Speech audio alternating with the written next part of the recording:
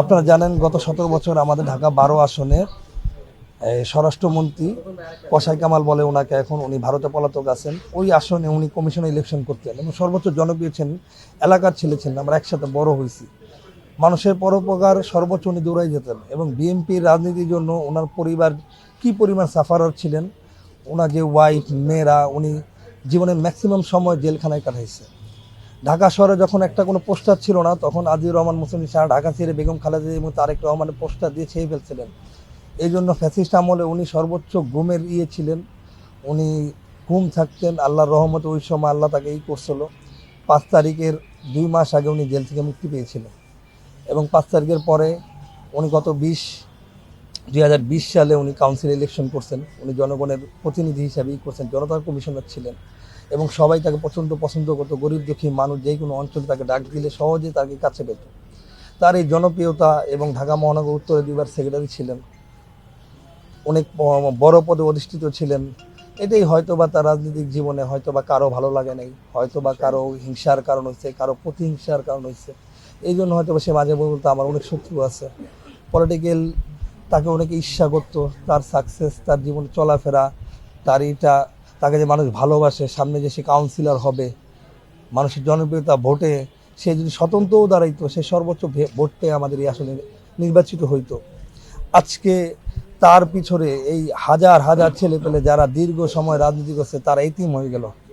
আজকে যতগুলা সন্তান আছে, এই যে দেখতেছেন আপনারা, যারা আরও আছে, কারণ বাজাতে আজকে আপনি প্রতি ঘরে ঘরে যাবেন, আজিজুর রহমান মুসাব্বিরের হাতে গড়া ফ্যাসিস্ট আমলে প্রত্যেকটা ছেলে তার জীবনের ত্যাগ স্বীকার করে আজিজুর রহমান মুসাব্বিরের নির্দেশনায় জীবনের ঝুঁকি নিয়ে ফ্যাসিস্ট আমলে ঝাঁপিয়ে পড়ছে।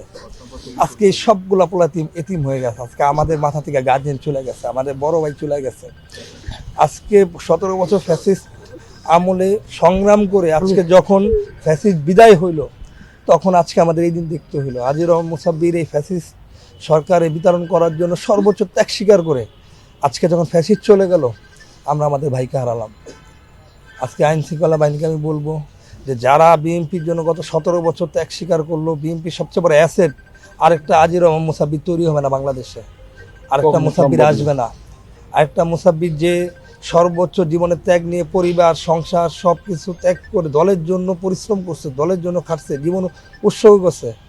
আজকে ফ্যাসিস্ট আমলের পরে 5 তারিখের পরে যখন সবাই বলতেছে বিএনপির অবস্থান ভালো, নির্বাচনে ভালো অবস্থান করতে পারবে, সরকার গঠন করতে পারবে, এতেই অনেকের চক্ষুশূল হয়ে গেছে। তিনি অনেক জনপ্রিয়তা আজকে তার কাল হয়েছে।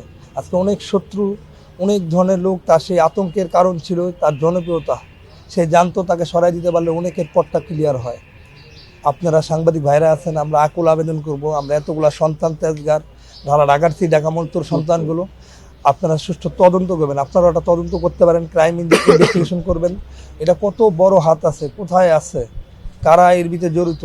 আমরা চাবো বাংলাদেশের সকল প্রিন্ট মিডিয়া এটা আর পুঙ্খানু বিচার করে সর্বোচ্চ ক্রাইম ইনভেস্টিগেশন করে এটার ভিতর পর্যন্ত আপনারা যাবেন।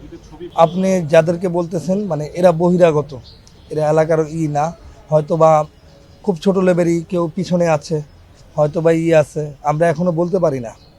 শুধু আমাদের কি মনে হয় যে রাজনৈতিক প্রতিহিংসা, তার জনপ্রিয়তা, সামনে কাউন্সিলর, তার সেটা রাজনীতি ব্যক্তিত্ব ছিল, স্থগিতাদেশ ফিরে পাওয়ার পরে তার আবারও দলে বড় পদ পাওয়া, এগুলোই কারণ হইতে পারে কিনা? আমার অবশ্যই মনে হয় যে তিনি অনেক জনপ্রিয় ছিলেন, তার অনেক জনপ্রিয়তায় হয়তো অনেকের হইতে পারে, ঈর্ষার কারণ হইতে পারে।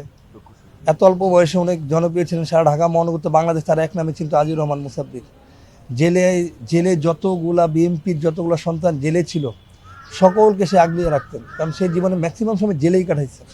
আপনি যত বিএনপির কর্মীকে জিজ্ঞেস করবেন যে আজিজুর মুসাব্বির জন্য, সে বলবো ভাই যে আমি জেলে ছিলাম, মুসাব্বির আমার ডাইকা ভাত খাওয়াইতো, আমার জিজ্ঞেস করতো টেনশন করিস না, দিন একদিন ভালো আসবে। উনি সবাইকে নিয়ে হাঁটতেন এবং সবাইকে ভরসা দিতেন, না আল্লাহ দেখবে আমাদেরকে একদিন।